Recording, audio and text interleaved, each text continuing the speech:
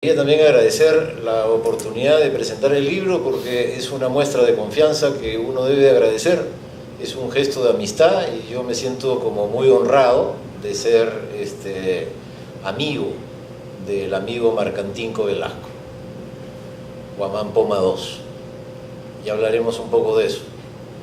Yo en primer lugar quería también presentarme porque no soy ayacuchano, soy un aburrido limeño, pero me casé con ayacuchana. Así que algo tengo que ver. Y estaba un poco preocupado cuando escuchaba acá el temperamento ayacuchano. Me pregunto si será de las mujeres también, solo de los hombres. En todo caso, mi mujer es huamanguina. Y ando relacionado con el grupo étnico chanca por adopción, al grado pues que en mi casa se escucha bastante quechua y el quechua que se escucha es ayacuchano. Dicho esto, como para presentarme y ver e introducir ante ustedes cuáles son mis conexiones con el mundo de la región Ayacucho y el mundo rural peruano, el mundo andino peruano, quería pasar ya a hablar un poco del libro.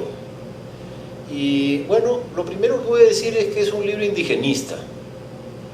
El indigenismo es una antigua corriente que tiene 80, 100 años en el Perú y que ha producido una cantidad enorme de literatura, de obras de arte, de estudios que tienen algo en común.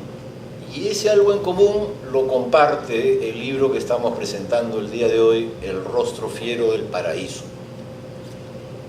Esa mutua coincidencia es de temas, son temas andinos. Antiguamente la literatura que se hacía en el Perú era de criollos. Si ustedes leen Ricardo Palma, Tradiciones Peruanas, son historias de criollos, a veces de españoles, incluso de mestizos, y muy poquitas veces aparece algún personaje indígena. Por ejemplo, en 5 grandes tomos y cientos de crónicas, hay una sobre Túpac Amaru. Y no es sobre Túpac Amaru, sino sobre el recuerdo de Túpac Amaru. Bueno, así era la literatura, un asunto escrito por criollos y donde los temas peruanos eran temas criollos. Que si la marinera, que si la picardía limeña, porque la picardía originalmente no era tan ayacuchana, la picardía hasta donde yo me acuerdo era de los limeños mazamorreros, pero en fin, de pronto, hacia 1910, 1920 en realidad, empieza a haber producción en la cual el tema es el indígena. Y en el centro de la escena, ya no en los márgenes, ya no personajes secundarios, sino en el centro de la escena, temas y personajes indígenas. Y asimismo empiezan a haber estudios sobre las provincias del Perú. Y estos segundos, los estudios sobre las provincias del Perú, se debieron a una generación muy importante de maestros. Al comenzar el siglo XX se había formado la escuela normal y de la escuela normal van egresando algunos destacados provincianos que se interesan por ser maestros y que van a ser maestros de calidad. En los años 20, 30, 40 se van produciendo monografías sobre cada una de las provincias del Perú. Por ejemplo, hay una muy famosa de Huanta, la monografía de Huanta en 2 tomos. Y entonces hay como 2 variantes en las letras, ¿no? La variante literatura propiamente dicho, fantasía, recrear historias, que si los apus, los enamoramientos, las parejas, los amores y los sinsabores de la vida, y una segunda variante que es la variante como de estudios sobre localidades, estudios sobre lugares pequeños,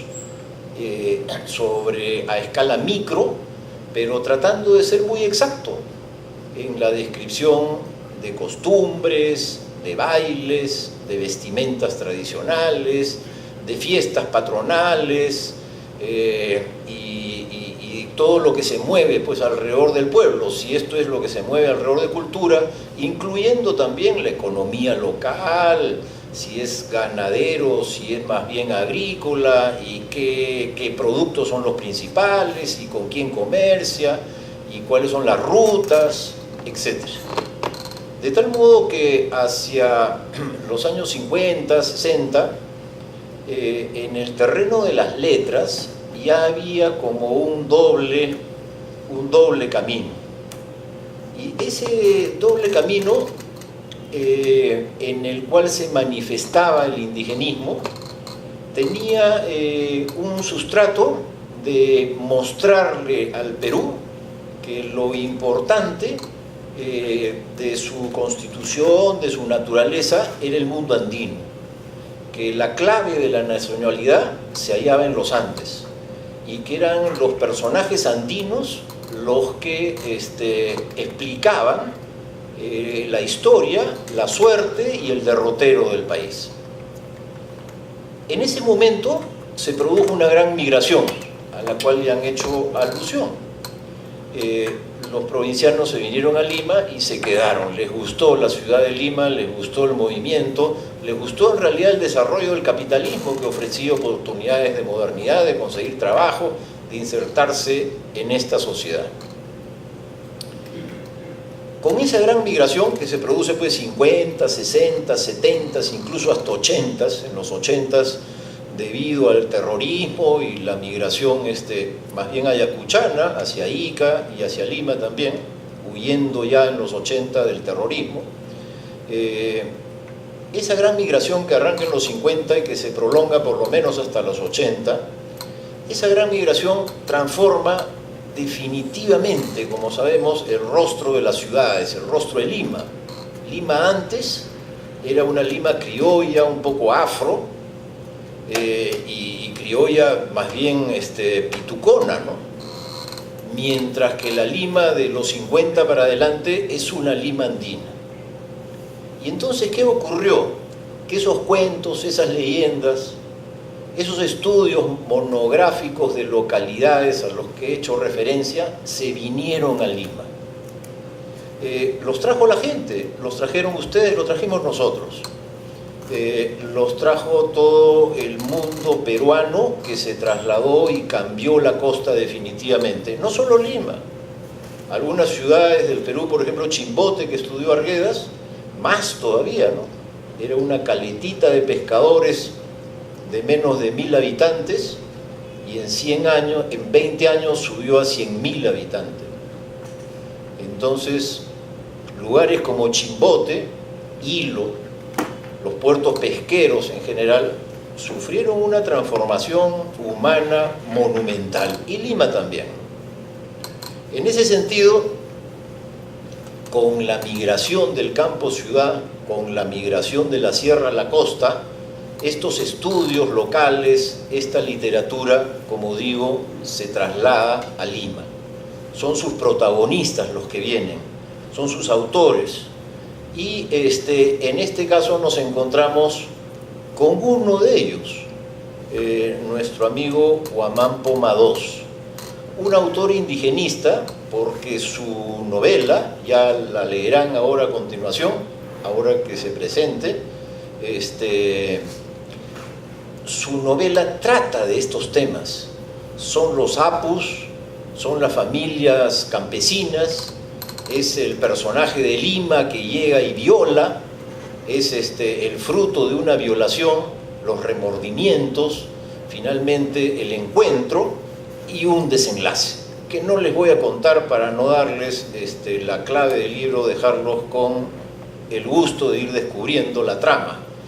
Pero los personajes son andinos, es el apu, son las leyendas, son los pastores, y también es Lima, porque verán que en el desenlace aparece San Marcos, aparece los mecanismos de integración a la modernidad que todos hemos empleado, en algunos casos la educación, y de la educación el pensamiento crítico, las ganas de ser culto, las ganas de aprender, las ganas de saber y las ganas de criticar.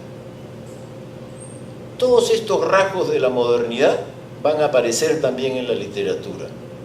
De tal modo que Guamán Poma II es alguien que parte de la literatura indigenista tradicional, el Ande, y hace el viaje pues a Lima, hace el viaje a la ciudad, y sus personajes hacen el viaje a la ciudad, su argumento hace el viaje a la ciudad, la trama de su novela hace el viaje a la ciudad y plantea los problemas de la sociedad moderna, el encuentro entre el Ande y la capital, el encuentro entre los Andes como el pasado y la capital como desafío del presente.